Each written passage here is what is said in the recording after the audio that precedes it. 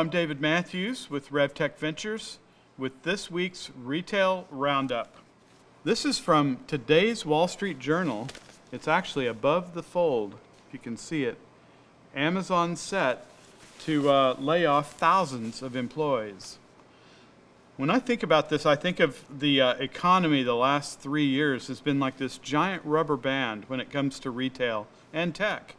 And that is, during the pandemic, everything went online and the rubber band really stretched toward tech and everything online in retail.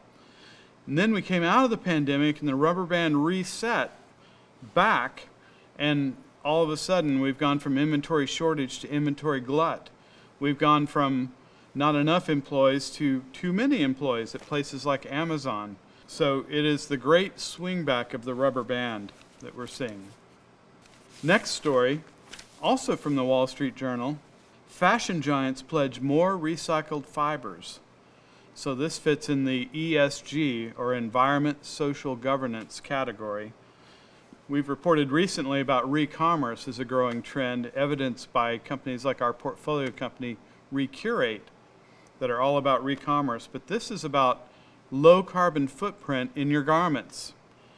Owners of fashion brands like H&M, Zara, Gucci, and Stella McCartney were among companies that said Monday they would collectively buy 550,000 metric tons of alternative fibers to make their textiles more earth-friendly.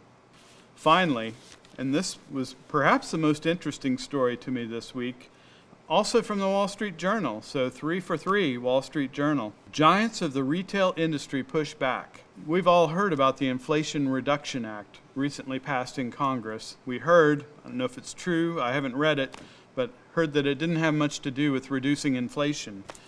I think the Inflation Reduction Act just got passed by our major retail chains like Target, Home Depot, Walmart, Amazon, and these giants of retail have said no price increases. Think about it, they're already dealing with a glut of inventory on their shelves. So they've decreed to their suppliers no price increases.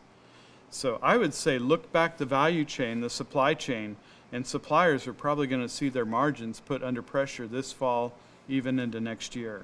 Good for the consumer, bad for the manufacturer.